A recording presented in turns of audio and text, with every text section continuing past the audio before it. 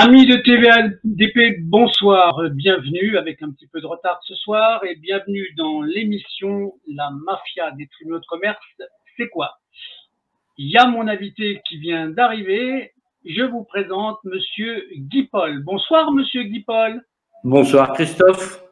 Bon, Monsieur Guy Paul, ce soir on va parler de votre affaire. Dans un premier temps, vous allez nous dire qui vous êtes, où vous habitez, quel âge vous avez, la partie primaire de l'information, et après on va parler de ce qui vous est arrivé. Vous êtes d'accord, Guy? Je suis très bien. Alors, allez-y, présentez-vous, Guy. Alors, je m'appelle Guy de mon prénom, Paul de mon nom de famille. Je suis né le 23 février 1948 à Notre-Dame-de-Bonneville, dans la banlieue de Rouen. Bien. Je suis marié depuis 52 ans. Nous avons eu, avec mon épouse, 2 garçons. Notre aîné, Bertrand, qui est en invalidité et qui vit avec nous. Et notre second garçon, qui est décédé il y aura 28 ans, au mois de décembre cette année, suite à un harcèlement journalier qu'il subissait au lycée à Beauvais. D'accord. Ceux qui le harcelaient étaient les enfants d'une collision, des enfants entre 18 et 22 ans, hein, qui étaient issus d'une collusion qui avait voulu s'accaparer de mes bâtiments de stockage de céréales. D'accord. Bon, alors, on va parler de cette affaire-là tout de suite après, bien sûr, ça, Okay. dans l'enchaînement, d'accord? Oui, ok, Christophe. Je suis le fils, le deuxième garçon d'une famille de 6 enfants, extrêmement modeste, issus du monde paysan. J'ai arrêté ma scolarité en 1962 à 14 ans. D'accord. Et après, vous avez fait quoi après votre scolarité? Tout de suite après, j'ai fait un CAP de charcutier que j'ai obtenu en juin 1965. Et après, j'ai été employé comme manutentionnaire dans les matériaux, terrassement et charbonnage. D'accord, d'accord. J'ai effectué mon service militaire de 1968 à 1969. Dans quelle arme? Pardon, Christophe? Et dans quelle arme? Par curiosité, dans quelle arme? Vous étiez dans quelle arme? Mon Dieu, excusez-moi. Dans l'aviation. D'accord. J'étais donc sur la base aérienne 110 à Creil, dans l'Oise. Oui. Et comme j'avais de grosses difficultés de santé, j'avais des vertèbres qui étaient soudées, j'ai été donc, où je pouvais ne pas faire de service militaire, j'ai opté pour y rester. Et j'ai été donc nommé chauffeur du commandant de l'escadron de bombardement. Oui. Ce monsieur qui s'appelait le commandant Surville était pilote de Mirage 4. Et Dieu sait si c'était important, puisque c'était pendant les événements de 68 où il y avait les événements avec la Tchécoslovaquie. Donc j'ai fait un service militaire qui était enrichissant au possible. Et je puis vous dire que je suis fier d'avoir fait ce que j'ai vécu à ce moment. C'est déjà pas mal. C'est déjà pas mal. Hein? Bon, et alors, après? Et tout de suite après, j'ai été libéré en juin 69 et je me suis marié aussitôt, le 21 juin, puisque je connaissais mon épouse depuis plusieurs années et je vous disais tout à l'heure que nous sommes mariés depuis 52 ans. Eh bien, félicitations, c'est très bien. Ça, c'est une belle chose. Alors, j'ai donc été chauffeur poids lourd, vrac et liquide de 1969 à octobre 76. Ça, c'est votre activité, c'est le début de vos activités, ça. Ça, c'est le début de vos activités. Non, j'étais salarié. D'accord. Ouais. Salarié, donc, dans le transport, et je conduisais donc un semi-remorque qui était soit disponible pour faire des vracs ou des liquides. Des produits liquides tels que les essences, les pétroles et autres, voyez-vous? Je comprends. Et donc, le 15 octobre 1976, j'ai créé mon entreprise de transport. Donc ça, c'était la vôtre en 76, d'accord? Voilà, octobre 76. Oui. Et j'ai démarré ma société avec rien, pas avec 100 francs en poche, voyez-vous. Mais seulement, je connaissais bien l'activité et quelques personnes m'ont fait confiance. C'est l'essentiel, c'est l'essentiel. Dieu sait. Et alors, donc, mon activité, comme je connaissais bien ma partie, mon activité, je l'ai développée très rapidement. Dans les premiers 6 mois, j'avais déjà 6 salariés. Ah oui, quand même, c'est bien, c'est bien. Oui, oui, oui. Et ça n'a fait que de grandir. Mon activité a monté jusqu'à 65 salariés. Et là, toujours dans la partie transport, alors? Toujours, toujours, toujours. D'accord. J'exerçais cette profession avec du personnel conducteur, quelques personnes à la facturation, quelques dames à la facturation et à la comptabilité, avec mon épouse. Et j'avais créé un atelier de mécanique et de peinture, tôlerie peinture, de façon à entretenir tout notre matériel. Vous étiez donc autonome dans votre activité? Vous étiez autonome? Totalement. Totalement. J'ai toujours souhaité pratiquer de cette façon parce que je suis fou de liberté. Voyez-vous? Mais c'est très bien ça. C'est une bonne maladie. Et je puis vous assurer que toutes les personnes qui nous écouteront pourront être convaincues que l'activité que je menais avec mes salariés et le matériel que l'entreprise possédait, je peux vous assurer que c'était un fleuron dans notre département et même au-delà. Alors, pour que les gens sachent bien, vous étiez dans quel département, quelle zone? J'étais donc à 30 km au nord-ouest de Beauvais, dans l'Oise, dans un petit village qui s'appelle Feuquières. Bien. J'ai résidé presque 60 ans dans ce village, voyez-vous? Parfait. J'ai donc pour que les gens soient au courant, c'était important. Oui. J'ai donc acquis un terrain en zone industrielle de ce village et j'y ai fait construire des bâtiments de stockage et donc j'ai pu acquérir un atelier qui était aussi juste en limite de propriété où mes bureaux étaient à l'intérieur et un atelier. Là, c'était en fait, vous aviez fait une extension de votre activité. Totalement, totalement. Okay. Puisqu'au départ, quand j'ai créé mon entreprise, j'avais donc acheté du terrain qui était juste derrière mon habitation, et j'avais donc fait construire un premier atelier pour entretenir notre matériel. Et vu l'extension de l'entreprise, je l'ai emmené en zone industrielle, voyez-vous?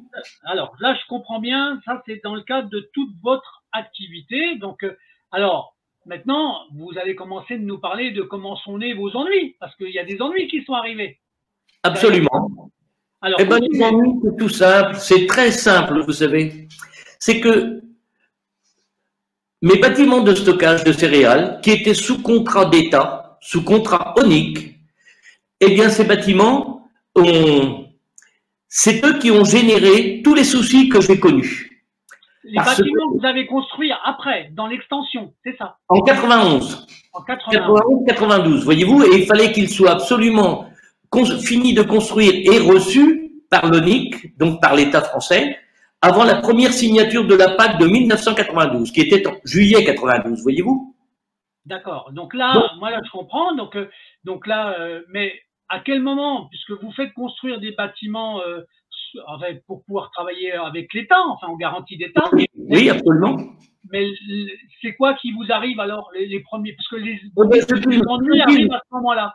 Ce qui m'arrive, c'est que le Crédit Agricole de l'Oise, qui est domicilié à Beauvais, m'avait accordé un financement pour construire ces bâtiments. Un intervenant totalement extérieur qui s'appelle Michel Liot, ancien directeur général de la société Launay à Beauvais, premier constructeur de bâtiments industriels en France, pour détruire l'un de ses concurrents qui s'appelait la société ACMB, et le dirigeant s'appelle monsieur, qui est toujours existant et toujours vivant cet homme, mais qui est tombé en liquidation, monsieur Glorieux était le patron de cette société ACMB. Et donc le principal concurrent dans tout le nord de la France de la société Launay. D'accord. Oui, mais alors, oui, excusez-moi Christophe. Alors là, vous parlez de la société ASM. Donc c'est ça, monsieur ACMB. ACMB. Ah, d'accord. Alors, lui, par rapport à vous, qu'est-ce qu'il était par rapport à vous, ce monsieur-là? Rien du tout. En fait, c'est quelqu'un qui avait une entreprise qui fonctionnait admirablement dans ce type de bâtiment, dans cette construction, et je lui ai fait confiance, et Dieu sait si je n'ai jamais eu à m'en plaindre. Jamais. D'accord. Alors, après, comment naissent les ennuis exactement, alors, du coup? Eh bien, quand Michel Liot, donc le PDG de la société Launay, m'a fait sauter, détruire mon financement auprès du Crédit Agricole, parce que c'est quelqu'un de très puissant dans son secteur, je me suis retrouvé sans financement.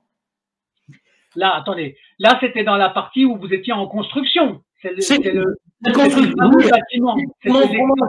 et on arrivait déjà presque au bout, puisque le financement tardait, malgré que j'avais eu un accord tout au départ.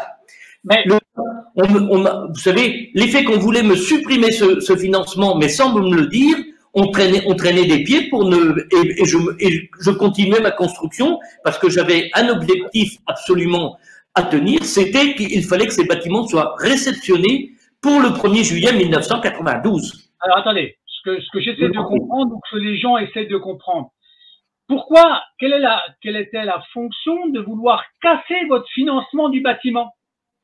C'était quoi de faire tomber le concurrent qui est donc la société ACMB à côté d'Amiens, en me supprimant mon financement, je ne pouvais plus régler cette société. D'accord, j'ai compris. Ils vous ont cassé votre financement de telle manière que vous ne pouviez pas payer l'entrepreneur qui faisait les travaux. Qui est tombé en liquidation judiciaire.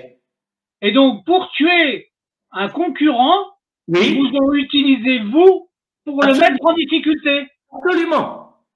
Redonnez-moi le nom. Alors, le nom de ce fumier qui vous a fait ça, c'est qui alors? Alors, c'est Michel Liot. D'accord. Et sa boîte?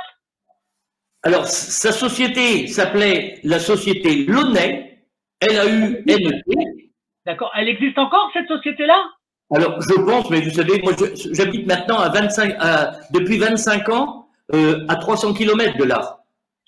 Bon, alors, on comprend déjà le premier maillon de l'affaire, de votre affaire. Oui, ça c'est le premier. Pour pouvoir tuer un entrepreneur qui est concurrent à un autre, oui, vous aviez utilisé ce fameux concurrent pour vous faire des travaux, et pour le tuer, on vous a cassé la tête, absolument, on vous a cassé votre financement de telle manière que vous ne puissiez pas payer les travaux qu'il faisait et de le mettre en difficulté, voire même de l'emmener dans un redressement judiciaire. C'est ça? C'est ce qui s'est produit, redressement judiciaire et liquidation de cette société. Alors après, parce qu'il y a la suite de tout ça, parce que vous vous retrouvez sans financement, donc il y a un moment donné, vous essayez de leur faire le financement ou pas?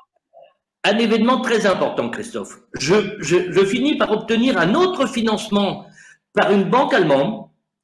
Une banque allemande? Oui, une banque allemande. Vous aviez des contacts en Allemagne alors? C'est un courtier financier français domicilié à Beauvais, au Crédit Foncier de Beauvais, qui me trouve ce financement. Bon, impec. Un accord éprouvé, cette banque envoie un fax à la banque où j'étais, à la BNP à Oman, dans le 76, à côté de chez moi, et on me confirme que je vais percevoir le financement. Vous avez un montant qui est annoncé? Et j'ai encore la copie du fax, 588 000 Deutschmark.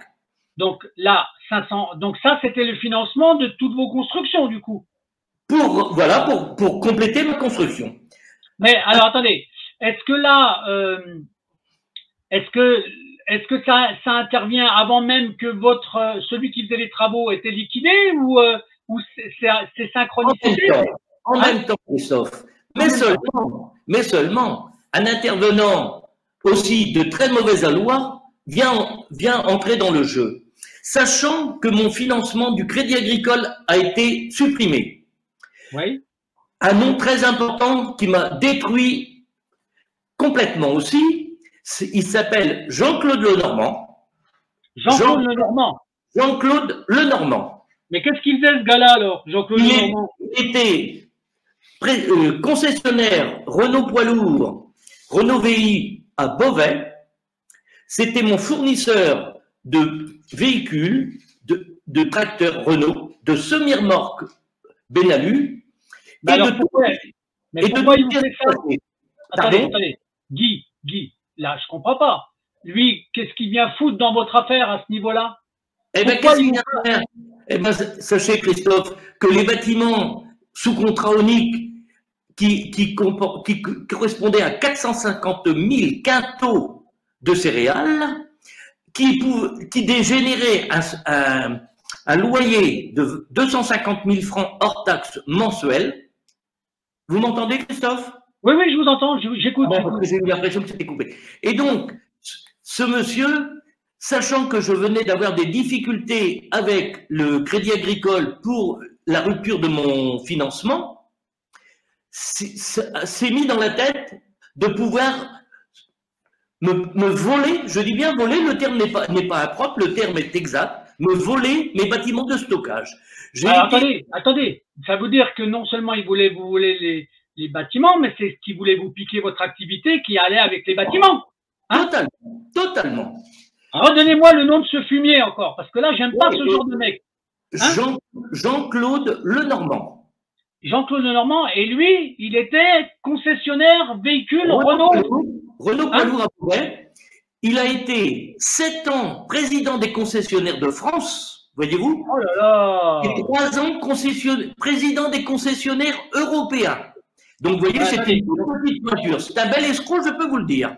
Alors, mais attendez, là, pour qu'il puisse intervenir dans les banques et casser des emprunts qui sont entendus, il ne peut y avoir que du réseau de la franc-maçonnerie de haut niveau à ce niveau-là. C'est pas possible autrement.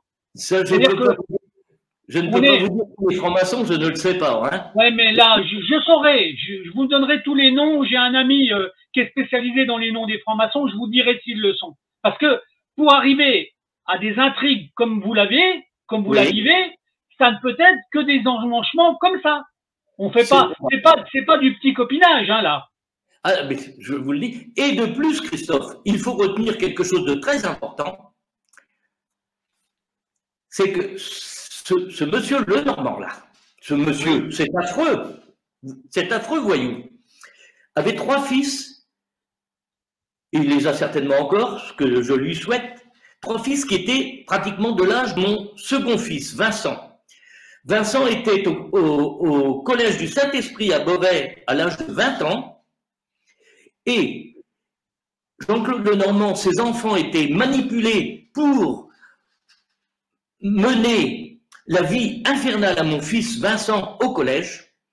Et en novembre, et en novembre 1994, Vincent m'a demandé pour arrêter ses études.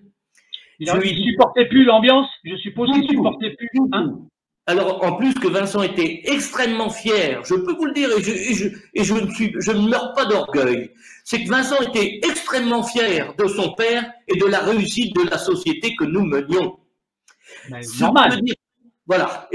Et donc, Vincent était chargé de relever la thermométrie dans les bâtiments de stockage de façon à surveiller les élévations de température qu'il fallait et tenir les graphiques, et c'est ce qui lui permettait que je lui verse son argent de poche pour aller au lycée. Bien. Bon. C'est bien. C'est le rôle d'un papa de demander un peu de travail et de le récompenser. C'est bien. Absolument. Bon. Donc là, donc il est complètement déstabilisé dans son lycée parce qu'il y a 3 fils de quelqu'un qui vous veut du mal. Absolument. Qui conditionne ses propres fils pour nuire à votre fils.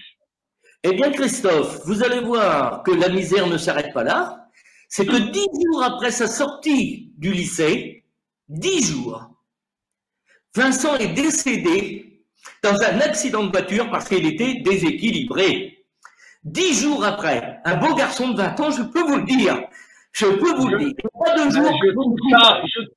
Je trouve ça d'une tristesse absolue, en fait. Et je comprends que ça vous remonte encore 10 jours après, il est décédé, Vincent. 10 jours après.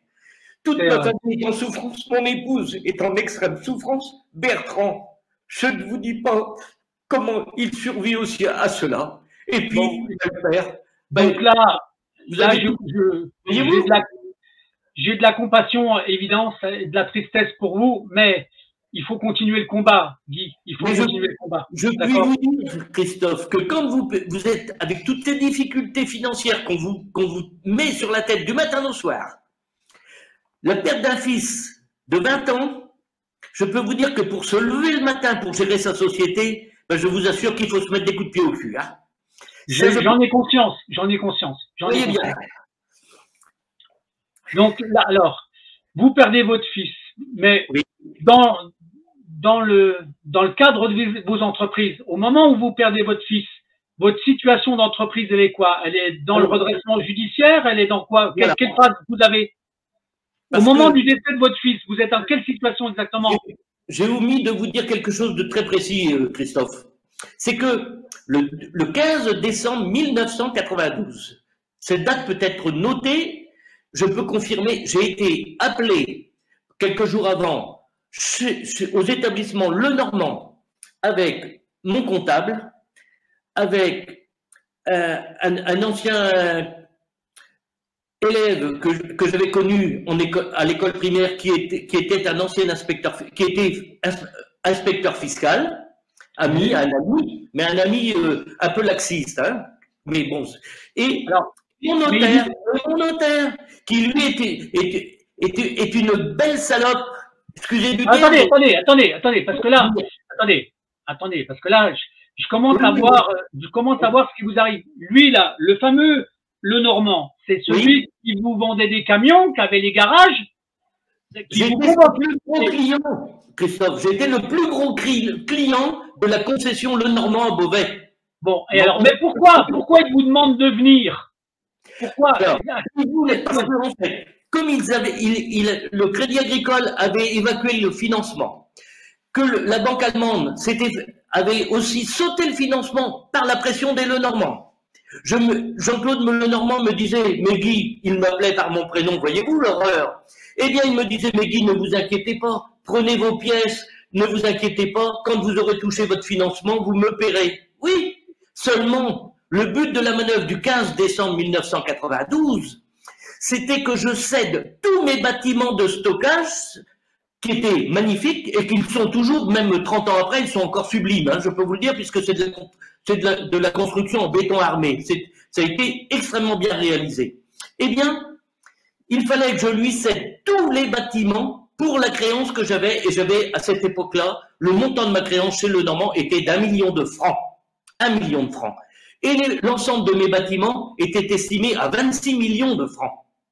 Alors, d'accord. Et alors donc, je comprends qu'en fin de compte, non seulement il vous avait vendu du matériel qui vous avait mis à crédit, d'accord? Oui. Il vous a fait croire qu'il attendait que l'argent rentrait, mais il a tout fait pour vous casser les financements de telle manière que, indirectement, il récupère vos actifs. Et pas suffisant de cela, Christophe. C'est qu'en fait, comme il était le deuxième client en poids à la BNP de Beauvais, derrière la grande société qui s'appelait Jean-Claude Decaux, voyez-vous, la personne qui faisait de l'affichage dans le monde entier. Très grosse société. Et bien, le groupe Lenormand était le deuxième client à la BNP de Beauvais. Donc, je vous dis un petit peu, avec les mœurs que ces gens-là ont, la pression qu'il a fait sur la BNP pour me détruire. Voyez-vous ? C'est infernal. Donc là, mais son seul but de vous détruire, c'était quand même de vous piquer vos actifs, de vous piquer vos bâtiments, puis en plus récupérer les camions qui n'étaient pas payés. Les camions, ils étaient en financement DIAC. Je ne sais pas s'il les aurait récupérés, mais c'était pas ça qui l'intéressait. Oui, peut-être. C'était les bâtiments. Il a utilisé votre tête de camion pour récupérer vos bâtiments. C'est ça. C'était les bâtiments qui l'intéressaient pour un de ses fils. Voilà. Alors attendez, maintenant, pour qu'il récupère vos bâtiments, il faut qu'il ait des complicités notariales. Bah, mon notaire qui est une pourriture. Mon notaire. Alors, donnez son nom, s'il vous plaît. Alors, il s'appelle Alain Boivin, il est toujours vivant, cette ordure. Alain Boivin, il était notaire tout à côté de à Grandvilliers dans l'Oise, 6220. Ouais. Et comme il avait des mœurs aussi un peu particulières, celui-là, il était marié avec une dame qui était médecin, elle habite à Beauvais, Madame Boivin, et ils avaient 4 enfants ensemble. Ouais. Et seulement, c'est qu'il couchait avec sa clerc de notaire et il lui a fait un enfant. Et quand Madame Boivin a su ce qu'il se produisait chez elle, eh bien, je peux vous dire qu'elle lui a fait, et vous n'allez pas avoir peur de ce que je vais vous dire, elle lui a fait pisser le sang. C'était son costume qu'il tenait, voyez-vous, tellement qu'il était effondré, ce Lascar. Alors, étant ruiné par son épouse, parce que son épouse était partie à Beauvais avec les enfants, et lui était resté dans son étude à Grandvilliers, eh bien, pour se faire du fric, eh bien, oui, je dis bien du fric, c'est un mot que j'ai horreur de ce mot, mais c'est une réalité, ça ne s'appelle que comme ça. Eh bien, donc, si je comprends bien là, je suis en train d'anticiper ce qu'il a fait, il est devenu le complice de Monsieur Lenormand. Non. Ah, non. Merde. Non, Christophe. Non, parce que le Lenormand voulait les bâtiments, mais le notaire était, lui, dans une autre collusion avec un cadre supérieur du Crédit Agricole qui était détaché chez Agro Picardie, qui était une très grosse société juste à côté de chez moi, qui était un gros collecteur de céréales, énorme collecteur de céréales sur toute la Picardie et au-delà. Et il s'appelle, vous pouvez noter, Christophe, il s'appelle, son prénom, son nom c'est Pépin, je ne sais pas s'il est encore vivant, ce voyou-là aussi. Pépin le Bref? Non, j'ai mal. Pépin. Donc, attendez. Donc ça, c'est un mec du Crédit Agricole qui s'appelle Pépin et qui vous amène plein de pépins, en fait. Oui, totalement. Et ce mec-là, Christophe, ce cadre supérieur du Crédit Agricole de Beauvais était détaché chez Agro Picardie. Et c'est Agro Picardie qui a arraché les bâtiments. Donc, ils vous ont piqué. Donc, en fin de compte, vous aviez développé une idée qui intéressait trop de gens. Absolument.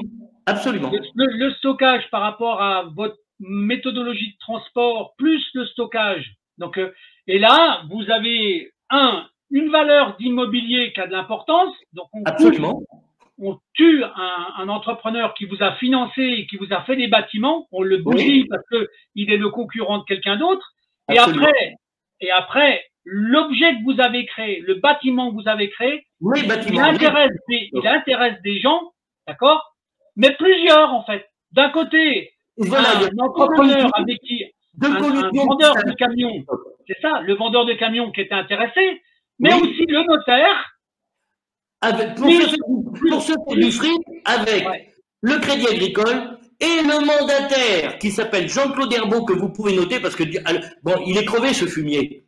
C'est pas trop que de dire d'utiliser les termes que j'utilise. Qu'est-ce qu'il vous a fait, lui, le mandataire? Parce que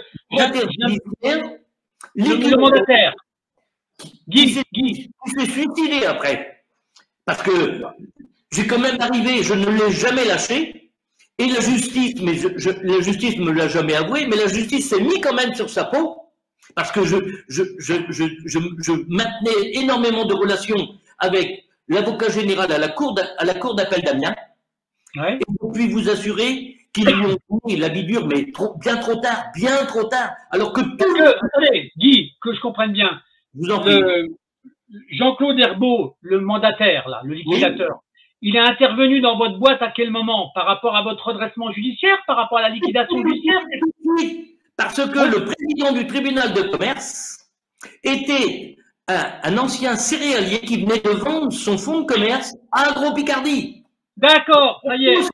Ils sont tous liés, ils couchent tous dans la même maison. Bien sûr, non mais j'ai compris. Et donc lui, il a travaillé pour le président du tribunal de commerce, d'accord? Oui. Et par amitié, par relation, on va dire, des tribunaux de commerce. C'est pour ça que ça s'appelle la mafia des tribunaux de commerce.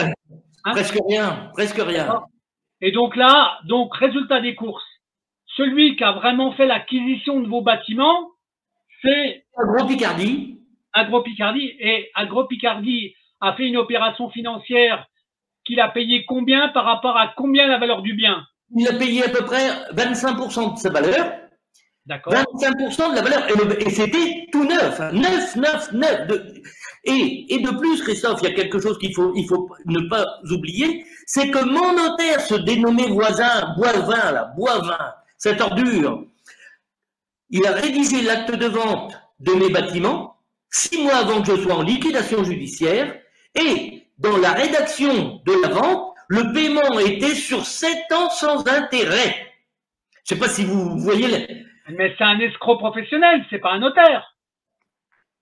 Si je puisse vous dire que j'ai eu quand même quelques relations après tout cela, j'ai eu une relation avec monsieur Pierre Lambrez, qui a été président du tribunal de commerce à 2 reprises. Il a fait 2 mandats à Bobigny. Donc vous voyez, quelqu'un qui connaît quand même tout ce sac là. Hein. D'accord. Je connaissais aussi Maître Moiran, qui était mandataire judiciaire à Bobigny. Ces 2 personnes, Maître Moiran et monsieur Lombrez, m'ont dit, mais monsieur Paul, je n'ai jamais vu un paiement sur le dos d'une société en redressement judiciaire, un paiement accordé au Crédit Agricole. Parce qu'en fait, Agro-Picardie était le bras armé du Crédit Agricole dans mon secteur. Voyez-vous? C'est pas mal, hein, c'est quand même pas mal. Mais seulement, il faut quand même ne pas oublier non plus que le liquidateur, Jean-Claude Herbeau, était président du club de football de l'ASBO, ASBO Beauvais. D'accord. Il était le président, je dis bien président. Il manquait 15 millions de francs dans la caisse. Parce qu'il y avait dans le club de football? Oui. Et comment il manquait, Christophe, 15 millions dans la caisse, et pour qu'il n'y ait pas de suite judiciaire, c'est le Crédit Agricole qui a bouché le trou dans la caisse du club de football. Mais attendez, mais là, vous êtes en train de me démontrer par A plus B que à l'intérieur même des banques, parce que Dieu sait si des banques, dans les liquidations judiciaires, elles ont un rôle important, hein, puisque donc déjà, ça fait partie des créanciers que je trouve en abomination. Je rappelle que des banques sont des créanciers chirographaires, alors qu'ils ont des garanties sur leur financement. Ils vous bouffent tout, les banquiers. Ils vous bouffent tout. Mais non seulement ils bouffent tout, mais ils sont capables de vous casser n'importe quel type d'entreprise. Et c'est ce qui vous est arrivé, vous. C'est ce qui vous est arrivé. C'est que les concours bancaires, puisque faisant du transport, avec 40 ou 50 semi-remorques, je peux vous dire qu'à cette époque-là, ça faisait quand même du chiffre d'affaires. Eh bien, dans ce métier-là, nous étions payés à 60 jours ou 90 jours et même quelquefois 120 jours. Donc, je n'avais pas, et même aucune autre entreprise de transport n'avait la capacité financière de faire l'avance de cette trésorerie. Donc, j'avais un concours au Crédit Agricole et à la BNP, un concours loi d'Ailly. Je dis bien loi d'Ailly. C'est-à-dire que expliquez la loi d'Ailly, ce que c'était en fait. Eh bien, c'est extrêmement simple. Dès l'instant où vous déposez des facturations de clients qui sont extrêmement solides, extrêmement sérieux, les banques prennent votre facturation en comptabilité et ils vous avancent les sommes et vous payez naturellement des intérêts que je ne vous dis pas, hein, c'était monumental, mais j'étais d'accord sur le principe, donc je ne viens pas en discuter. Voyez-vous? Un bon client vous permettait d'avoir une avance de trésorerie. Voilà. Écoutez, je travaillais pour Saint-Gobain, je travaillais pour Bonduel, je travaillais pour les Simon Lafarge. Non, mais rien que ces noms-là, ça suffit pour cautionner vos factures. Les clients ultra solides, je n'avais pas d'impayés. Voyez-vous? Non, je comprends. Mais Guy, c'est très important que vous disiez ça, pour que les gens comprennent. je puis vous dire, s'il me prenait ma facturation en loi d'Ailly, c'est que Dieu sait que c'était des clients ultra solides. Mais je vais vous en citer un autre qu'il faut non plus ne pas négliger. Il y a dans le village où je résidais, là, à Feuquières, dans l'Oise, une verrie importante, où mon épouse a été secrétaire de direction avant que je m'installe à mon compte. Oui. Cette verrie s'appelle Saverglace. Saverglace. Ouais. Le dernier PDG en poste, qui est un beau fumiste, oui, on peut le dire, un beau fumiste. Ah bon, lui aussi? Oui, vous allez voir, c'est pas gratuit ce que je vais vous dire. Ah bah oui, parce que là, vous les empilez, hein, les uns derrière les autres. Je les ai cumulés, mais ils étaient à ma porte aussi, que voulez-vous? Alors lui, qu'est-ce qu'il vous a fait, lui? Alors, parce que par rapport à votre activité, qu'est-ce qu'il vient foutre? Il était mon plus gros client en transport et stockage, puisque je lui rapportais toutes les matières premières pour faire le verre. Je lui transportais les bouteilles, tous les produits finis vers la Champagne ou autre, puisque la spécialité de cette verrie était de la bouteille de champagne. Okay. Et je lui faisais du stockage et du service intérieur d'approvisionnement dans ses fours et autres. Voyez-vous, c'était mon plus gros client en tant que chiffre d'affaires pour ma société. Ah oui. On va enlever le M majuscule, là. Surtout enlever le M majuscule. Ce personnage était un ancien cadre supérieur de la banque Barclay à Paris. Ah bon? Oui. Ah, c'est quoi son nom? Rappelez-moi son nom. Il s'appelle Loïc de Gromard. Loïc de Gromard.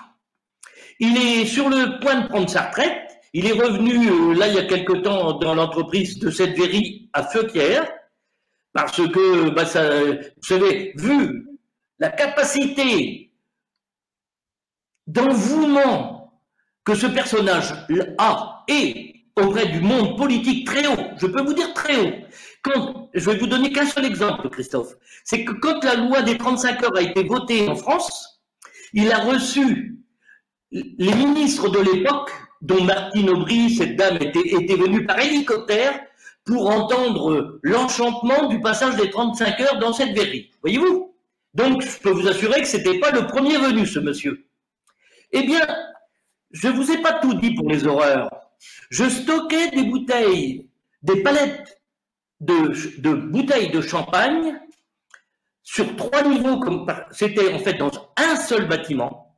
Un seul salarié de chez moi qui avait l'accès et la manutention dans ce bâtiment, personne n'y accédait d'autre, parce que je devais respecter les normes ISO 9002 pour cette société, pour le stockage. Tous les mois, je dis bien, un cadre de cette verrie venait inspecter leur stockage. Okay. C'était stocké dans un bâtiment de 2400 mètres carrés. Seulement, après plusieurs mois de stockage, il s'est produit un incident de stockage, des palettes se couchaient. Ah bon? Oui. Alors, ce personnage, le directeur de cette verrie, voulait absolument que j'accède à une escroquerie aux assurances. Parce que le fait de ces palettes qui se couchaient, c'était cette verrie qui en était responsable. Et je vais vous donner les éléments précis, puisqu'il y a eu 2 expertises par des cabinets reconnus. Guy. Oui. Là, vous êtes en train de me faire comprendre que, est-ce qu'il avait l'intention d'avoir des palettes qui soutenaient le verre, qui n'étaient pas conformes? Non, il n'en avait pas d'intention. Non, c'était pas dans son intention. Non. Alors, seulement, ce monsieur qui était banquier, il croyait qu'il savait il savait mieux que tout le monde comment le monde industriel fonctionne. Et depuis que le monde est monde, les palettes de verre étaient stockées sur 2 niveaux et non pas sur 3 niveaux. Il exigeait que ce soit sur 3 niveaux. Une bouteille de champagne vide fait un peu plus de 900 grammes. Et il avait exigé, en plus, dans le montage de ce stockage chez lui, avant que les palettes soient filmées, un lit supplémentaire de bouteilles, ce qui faisait que le poids était suranné, voyez-vous, et beaucoup trop supérieur à ce que la capacité des palettes pouvait recevoir, et de plus, version de son responsable des achats, de sa bouche propre qu'il m'a servi, m'a dit, voyez-vous, monsieur Paul, moi, responsable des achats, je sers à quelque chose. Il avait trouvé des cartons de réemploi, c'est-à-dire les intercalaires entre chaque lit de bouteille, qui étaient du carton qui avait déjà été utilisé. Donc, ils achetaient ça à des sommes dont je ne saurais pas vous dire. Naturellement. Donc là, ça veut dire, alors, qu'on soit clair, Guy, pour que je comprenne bien. Par le surpoids, eh ben les bouteilles, les culots rentraient dans les, en fait, dans la partie supérieure de la bouteille rentrait dans le culot de la bouteille au-dessus. Voyez-vous, les cartons s'écrasaient et les palettes se couchaient. Alors,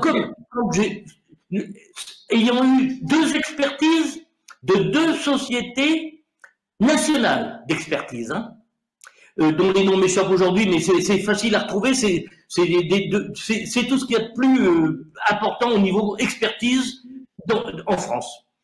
Eh bien, la version a été trouvée, c'est que les cartons et le surpoids sur les palettes ne pouvaient pas accepter ce poids. Mais alors, Guy, ce que j'essaie de comprendre, à partir du moment où le conditionnement de ces palettes-là, c'était bien le fabricant qui les faisait, les conditionnements. Absolument. Nous, on pouvait toucher. Donc, ça veut dire que… Est-ce qu'il a… ces palettes, Christophe.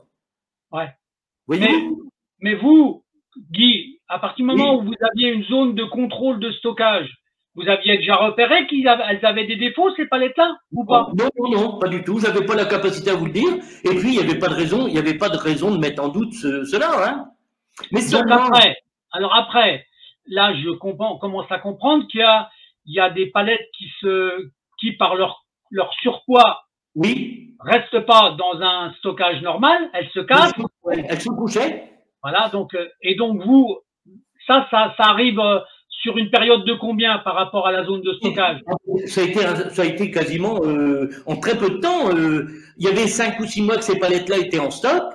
Et d'un seul coup, ça s'est mis, vous savez, elles avaient difficulté à se supporter, puis elles se sont mises à se coucher.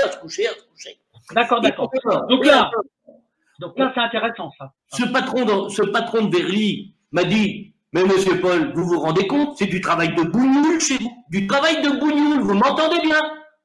Alors que je peux vous dire que si j'ai encore les mains propres, chez moi, on ne faisait pas du travail de bougnoule. Non. Je peux vous le dire. Et alors, quand j'étais assuré, et extrêmement bien assuré, auprès de l'UAP à Rouen, pour tous mes véhicules, et pour mes marchandises transportées et marchandises stockées. Ok, donc là, vous aviez un contrat tranquille, il n'y avait pas de souci. C'était parfait. Et le patron de l'UAP à Rouen était professeur à l'université de Rouen. Donc, c'était pas le dernier des cons, hein, je peux vous le dire. Eh bien, il faut savoir que quand M. Vivien me dit, M. Paul, M. Vivien, qui est donc le patron de l'UAP à Rouen, me dit, il est décédé cet homme maintenant, hein, mais qu'importe. M. Vivien m'appelle et me dit, M. Paul, je vais envoyer un recommandé à la direction de Saverglace pour tentative d'escroquerie aux assurances. Qu'est-ce que vous en pensez? J'ai dit, M. Vivien, vous pouvez faire, c'est la réalité. Mais attendez, Guy, monsieur Vivien, il avait quel rôle, lui, exactement? Rappelez. Le patron de la succursale UAP, les grandes assurances de l'époque, UAP à Rouen. Boulevard parce que pour qu'il vous dise ça, c'est qu'il avait déjà constaté quelque chose.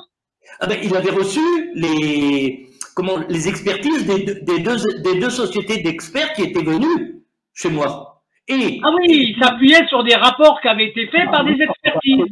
Absolument. Hein? Et donc là, qu'on soit bien clair pour qu'on comprenne bien, les deux rapports d'expertise mentionnaient que le conditionnement même des palettes était pas normal. Du tout, pas adapté du tout, Ok, j'ai compris. Ce surpoids et ces cartons de réemploi. Et un troisième niveau de palette qui venait effondrer tout le reste. Donc ça a été constaté par deux, on va dire ça a été constaté par deux experts, on est d'accord? Absolument, absolument. Et alors l'UAP, qu'est-ce qu'elle a fait par rapport à votre quand il vous a demandé votre avis? Qu'est-ce qu'elle a fait, l'assurance UAP alors? Je lui ai dit, Monsieur Vivien, vous êtes libre d'envoyer cette lettre recommandée. Je n'acceptais pas d'avoir déjà été traité de travail de bougnoule et je n'acceptais pas de faire porter une responsabilité à mon assurance qui n'en avait pas lieu. Okay. Ça, vous savez, on m'a élevé à coups de pied au cul, j'ai pas honte de vous le répéter. On m'a élevé à coups de pied au cul, et chez moi, 1 et 1, ça fait 2. Ça fait pas 3 ou ça fait pas 1,5. Voyez-vous? Donc ça. Okay. Donc là, ça veut dire que, bon, alors là, donc l'UAP, qui est votre assureur, oui. Déclenche une procédure on va dire, d'une forme d'escroquerie, hein? Juste une lettre recommandée. Ok. Et quelles sont les conséquences de cette lettre? Eh bien, écoutez, ça a été très rapide. J'avais un seul concours loi d'Ailly au Crédit Agricole de l'Oise. Un seul concours. 10 jours après, cette lettre recommandée arrivait. Je sortais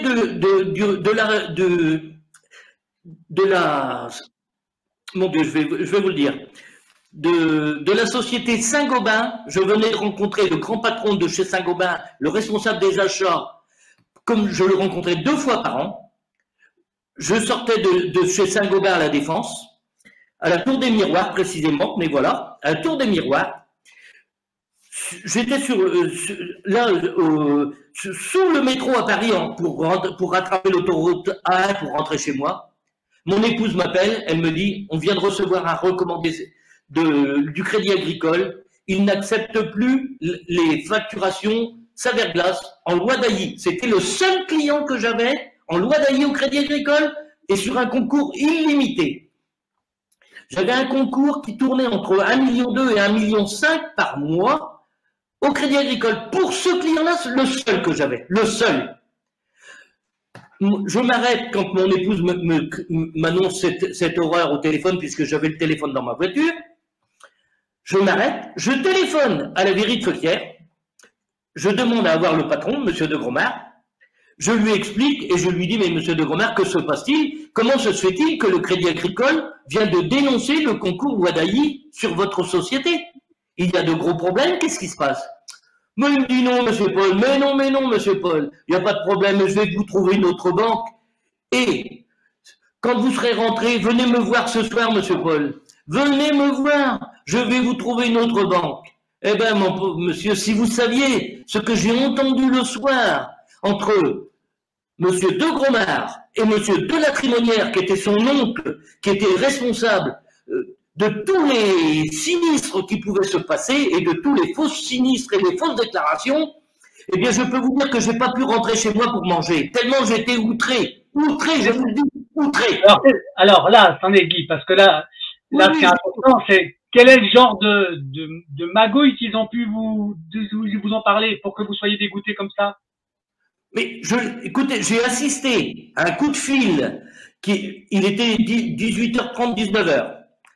Sa secrétaire particulière, une dame qui prêtait ses charmes pour son patron et pour... Oui, non, vous savez... Même au grand patron de la police à Beauvais. Parce qu'il y avait eu un précédent d'accident important et la responsabilité civile du directeur était mise en cause. On invitait je peux vous le rapporter, je n'ai pas honte de tout cela. Eh bien, on invitait les dirigeants de la gendarmerie de Beauvais à un superbe casse-croûte dans un restaurant à Aumale, en Seine-Maritime, tout à côté, qui était extrêmement coté. On offrait une belle partie de jambes en l'air. Oui, de jambes en l'air, je suis bien précis, hein, avec cette poupée qui était la secrétaire de direction, qui allumait le cigare et les cigarettes au directeur, qui buvait le whisky et qui buvait dans le verre du directeur. oui, oui, oui, cette femme vient de décéder il n'y a pas longtemps. C'est pas beau ce que je vous dis, mais cette femme vient de décéder d'un cancer il y a peu de temps. Bon. Eh bien, il faut savoir que les quelques gendarmes qui étaient reçus pour faire la fête dans cette verrie, pour y passer une partie de la journée et repartir avec des colis plein les coffres, eh bien, il faut savoir que la responsabilité dans l'accident qui avait lieu, parce que il faut savoir que cette société demandait aux caristes, avait des équipements. Je vais vous raconter ces corps de l'horreur, mais c'est comme ça. Les Clark étaient équipés d'un double palettiseur. C'est-à-dire que le conducteur ne pouvait pas voir devant. Ce qui fait qu'il sortait en marche arrière des bâtiments. Alors, attendez. Il faut simplement préciser pour ceux qui nous occupent qu'un Clark, c'est une forme c'est un porteur, en fait. Hein. C'est un chariot élévateur. Hein. Oui, c'est ça. Et donc, ces chariots avaient l'obligation de sortir en marche arrière parce qu'ils ne pouvaient pas sortir en avançant. Et l'un des chariots est passé a écrasé une dame, une femme qui avait 47 ou 48 ans, qui était mère de 4 ou 5 enfants, qui habitait à quelques kilomètres de chez nous, et cette dame a été tuée. Et donc, la responsabilité civile, vous voyez, je n'invente rien, tout ça c'est vérifiable, hein, même si c'est vieux, c'est vérifiable. Eh bien, la responsabilité du chef d'entreprise était mise en cause, et là, dans ce cas-là, c'est pour ça qu'on offrait des parties fines à la gendarmerie. Eh, voyons, fallait étouffer l'affaire, hein. D'accord. C'est triste, c'est très triste ce que vous racontez, très très triste. Alors, ce qui est incroyable. C'est comme ça que ça se passe, Christophe, faut pas. Je vous assure que tout ça c'est vérifiable, au mot près c'est vérifiable. Non, mais je suis d'accord, Guy. Moi, ce que je vois, c'est que votre propre affaire, là, elle amène des intrigues et des collusions qui vont même au-delà d'une simple liquidation judiciaire. Hein. Là, on a des compromissions d'intérêts, on a comment tuer un concurrent, on a comment spolier la valeur des biens, on a la totale avec vous. Hein, d'accord ? Tout. Ce qui est important, c'est. Et Christophe. Oui, actuellement, vous en êtes à quel stade maintenant de tout ça? Comment? Là maintenant, tout ce que vous aviez comme actif, ça a été liquidé. Tout. Et j'ai été obligé de vendre ma maison, Christophe, la maison que j'avais achetée en 1975, ouais. Pour payer les cautions dont j'étais avec mon épouse dans ma société. Oui. J'ai payé 331 000 euros de caution, 331 000, vous m'entendez bien, parce que le liquidateur, le dénommé Jean-Claude Herbeau, là, cette salope-là, ce liquidateur, quand il a bloqué les paiements de mes créanciers pendant 10 ans, vous m'entendez bien, 10 ans. C'est-à-dire qu'il possédait 1 700 000 euros de trésorerie et il ne versait pas. Mais c'est souvent le cas avec les mandataires. Ce qui est incroyable, c'est-à-dire, il reçoit de l'argent, écoutez bien, pour que les gens comprennent bien. Oui. Il reçoit de l'argent pour payer des factures, pour payer des choses que vous avez en cours, ce qu'on appelle votre passif, qui est inscrit, d'accord? Et lui, il garde l'argent. Mais en plus, c'est plus que ça, Christophe, c'est plus que ça. C'est qu'en fait, il n'avait même pas fait de vérification de créances en disant qu'il n'y avait pas d'argent pour payer les créanciers. Il avait complètement extourné le produit de la vente de mes bâtiments de stockage. Mais normalement, Guy, jusqu'à preuve du contraire, quand on est en redressement judiciaire, le mandataire, il a une obligation qui est très simple. Il fait ce qu'on appelle une inscription au BODAC avec un relevé, une synthèse du passif. C'est la loi. C'est la loi, normalement. Vous deviez savoir quel était, au moment de votre redressement judiciaire, quels étaient vos encours, vos dettes. Et d'un côté, vous avez quoi? Vous avez bien sûr des dettes avec... Au moment du redressement judiciaire, il l'a fait. Mais seulement, comme j'ai pu obtenir un plan de continuation et que j'ai travaillé encore pendant 4 ans et demi, eh bien, à la liquidation judiciaire, il ne l'a pas fait. Il s'est surtout gardé de ne pas le faire.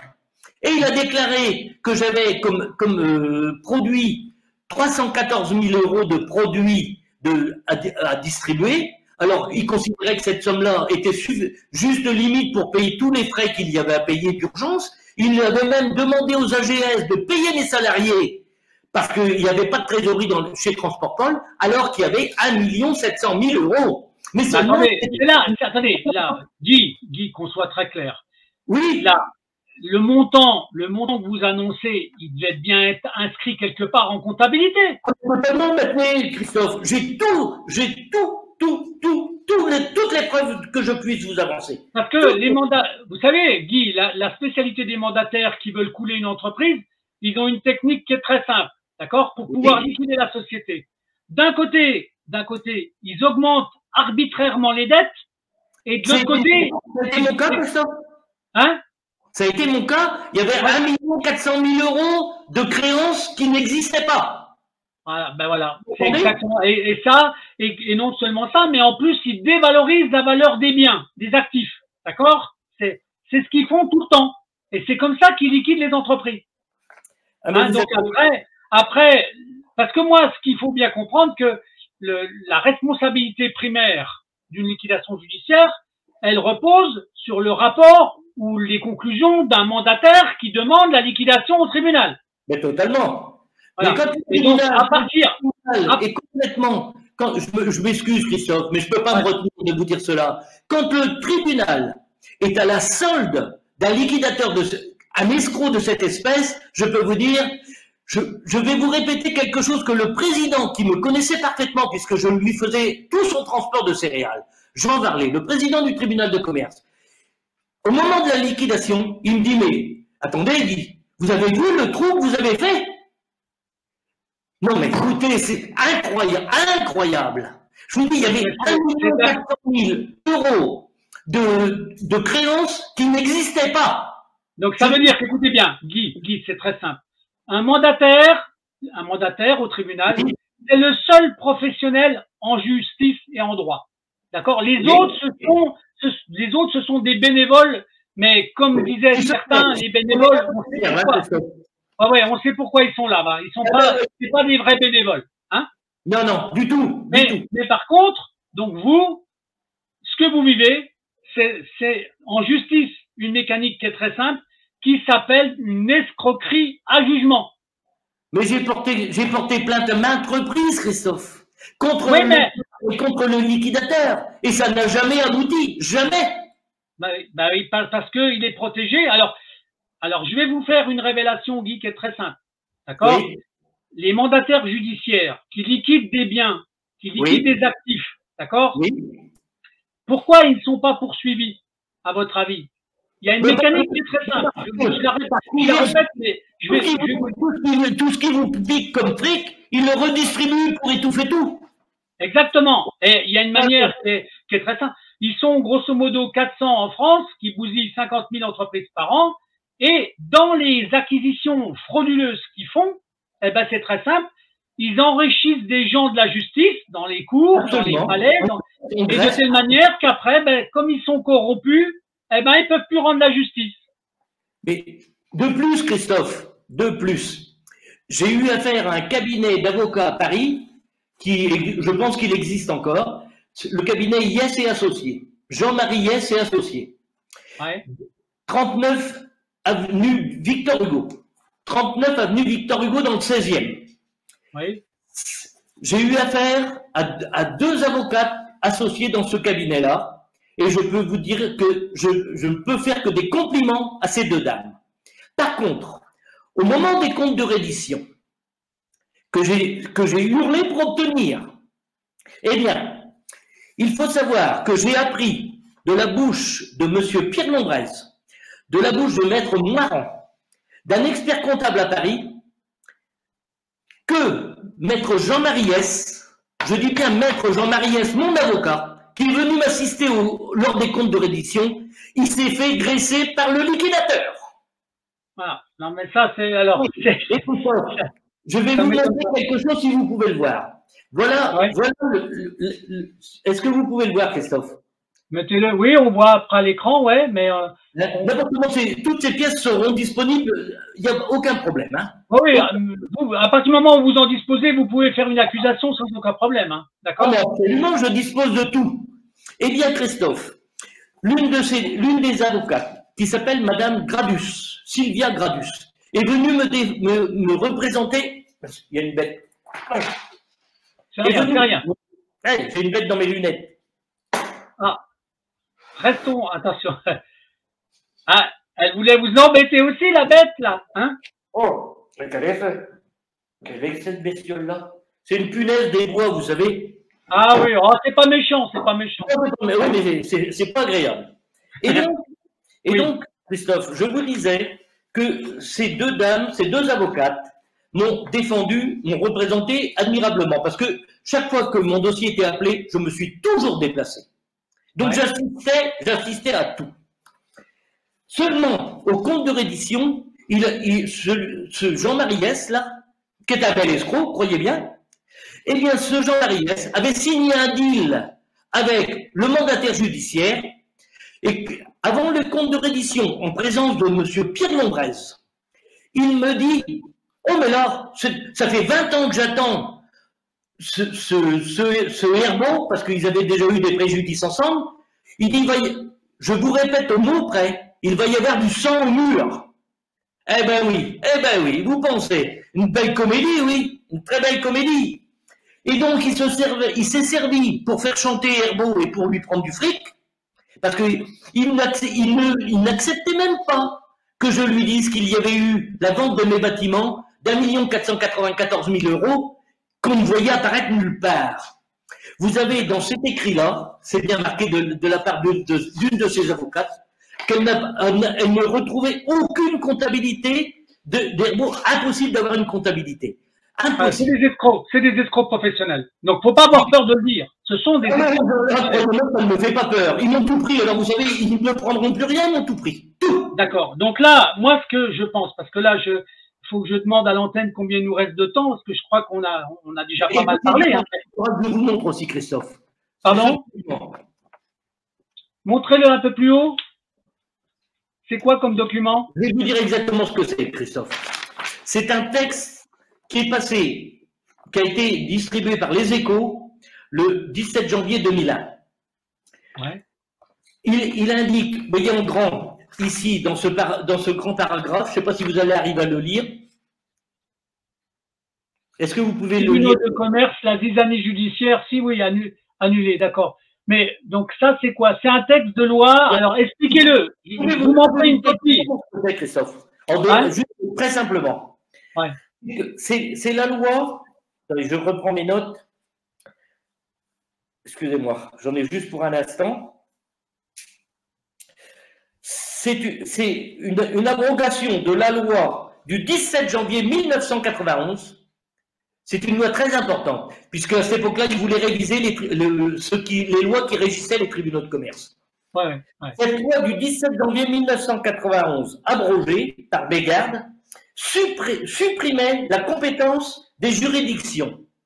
Donc, les tribunaux de commerce n'avaient même pas le droit de nous juger. Voyez-vous? Vous savez, hein.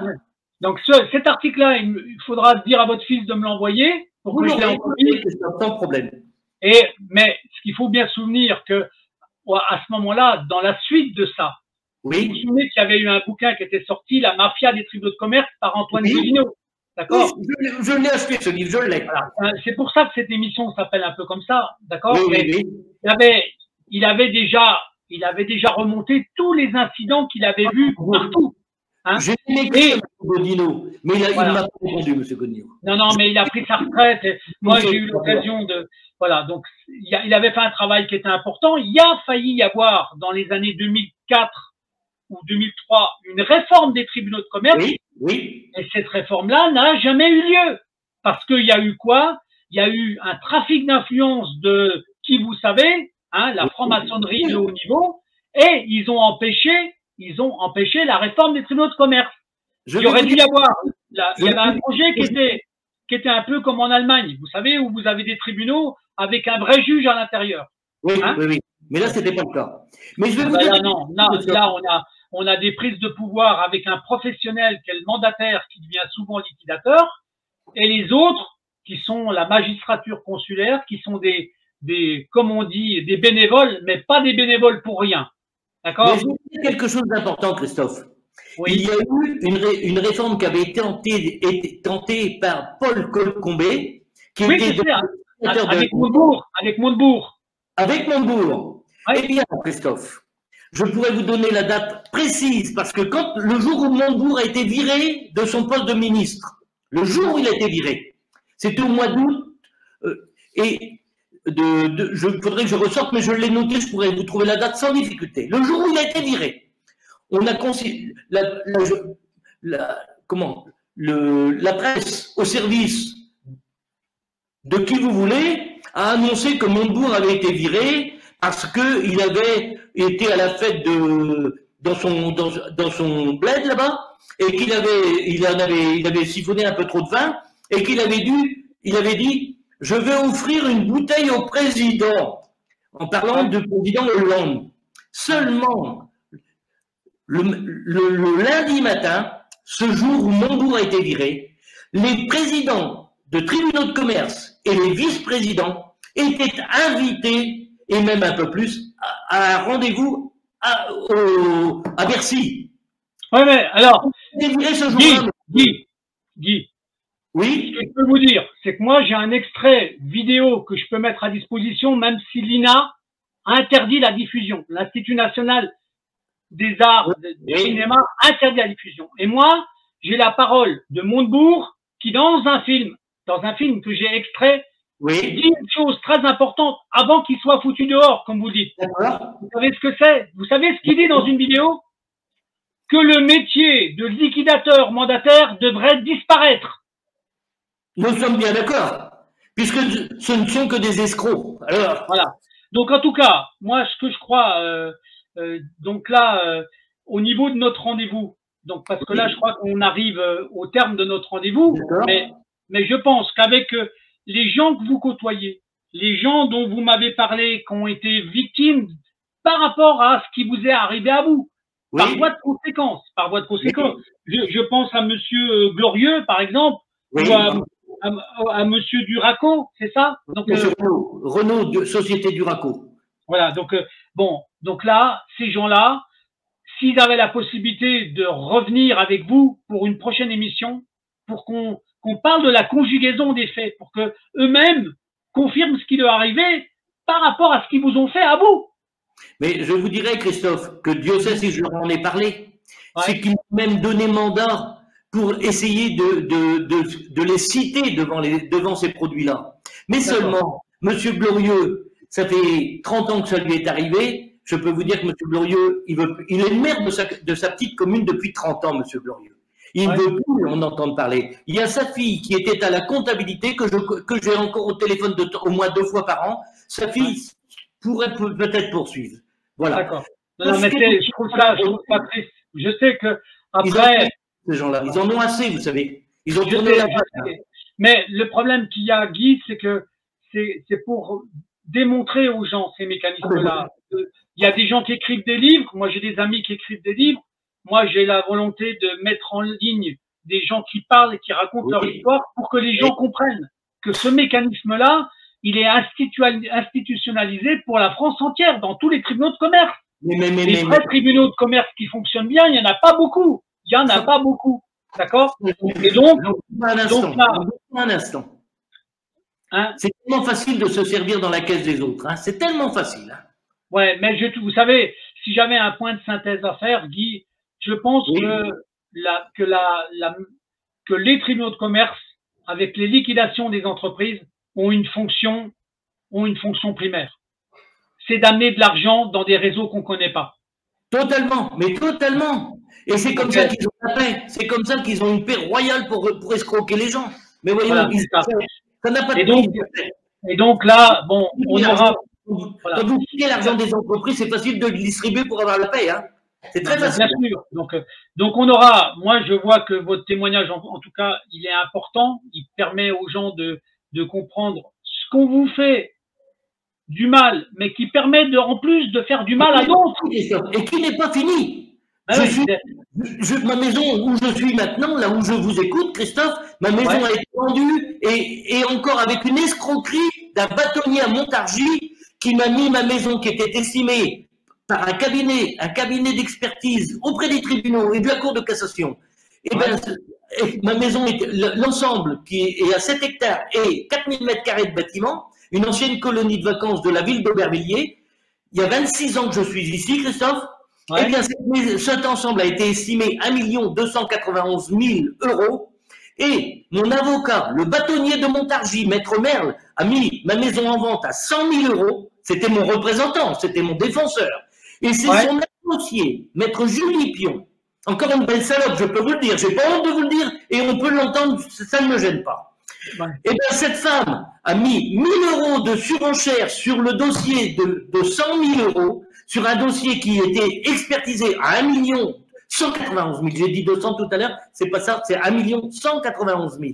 Eh bien, elle a mis 1 000 € sur mon dossier, alors que j'avais déposé 1 000 € un chèque que mon fils m'avait donné pour que Maître Merle dépose une plainte pour vente à vil prix. Mais naturellement, j'ignorais que c'était lui qui avait mis la vente à vil prix. C'est lui qui avait mis le prix. Alors, est-ce que vous avez déposé plainte contre lui? J'ai déposé plainte auprès du procureur de la République qui a considéré qu'il n'y avait rien à voir, naturellement, comme d'habitude. Et j'ai redéposé une plainte il y a 2 ans. Il y a eu 2 ans, le 12 février 2020, auprès du doyen des juges d'instruction. Et pour l'instant, je n'ai pas de réponse. Voilà. D'accord. Pour l'instant, l'acquisition, elle n'est pas faite, elle n'est pas vendue. Oui, mais si, ça fait 4 ans que c'est vendu. 4 ans. D'accord. Est-ce que vous avez une photo de cette maison? Mais tiens, c'est pas dur. Vous allez voir. Vous allez voir. Allez, montrez-nous à l'écran. Ah oui, d'accord. Voilà. Vous la voyez? Donc, 100 000. Ouais, d'accord. C'était quand je suis arrivé ici, Christophe, c'était inhabitable. Il y avait 30 ans qu'il n'y avait plus personne. Il pleuvait partout dans le bâtiment. Il n'y avait plus de plancher. Voilà, encore une photo. D'accord, ok. Mais bon, ceci étant, là, vous êtes dans ce qu'on appelle l'escroquerie de biens immobiliers. D'accord? Oui. Et là, on s'aperçoit que même les avocats sont pourris, hein, faut pas croire, hein. C'est des gens qui font semblant de vous défendre. Ils font semblant de vous défendre. Je viens d'être condamné à la Cour d'appel d'Orléans à un loyer de 4 000 € par mois depuis la vente. C'est-à-dire qu'on va me réclamer à peu près 160 000 €. Et avec mon épouse, nous avons 8 000 € de retraite par an. Je ne sais pas si vous êtes par an, mais quoi par an, Christophe? Ça s'appelle de l'escroquerie à jugement.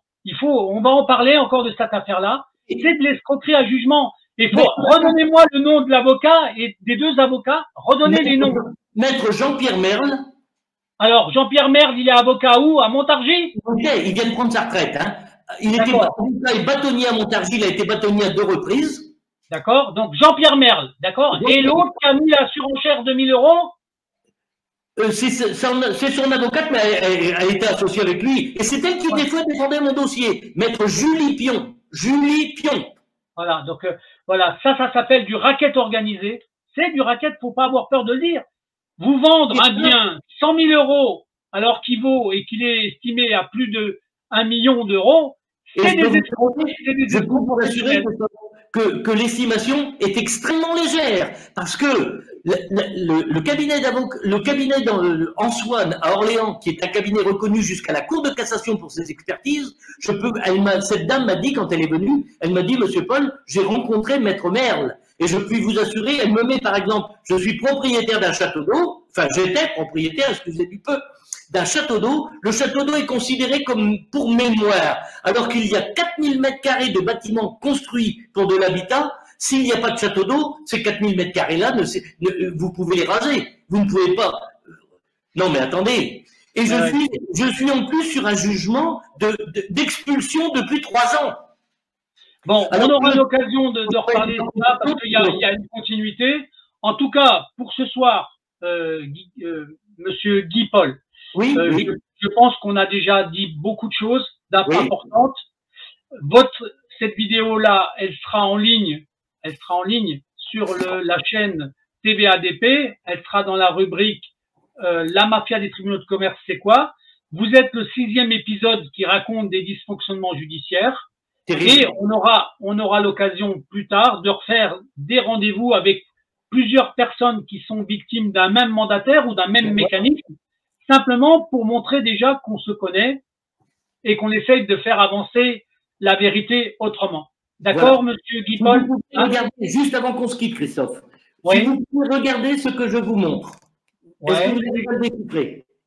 Alors, là, c'est quoi? C'est un manuscrit? C'est quoi ça exactement? 12 pages que j'ai envoyé au président de la République en date du samedi 29 septembre 2019.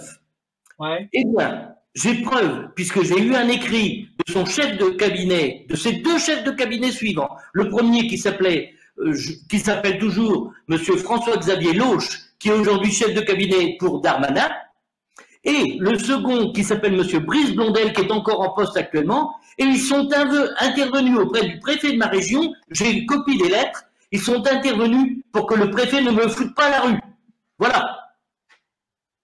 Ouais, c'est quand même... Vous avez lu ce courrier, je peux vous assurer que c'est éloquent. J'ai écrit au président de la République qu'il était sous l'article 40, mais j'ignorais que l'article 40 n'était pas, ne protégeait pas ne prenait pas. Vous voyez, l'article 40 du Code pénal. Voyez-vous? Ouais.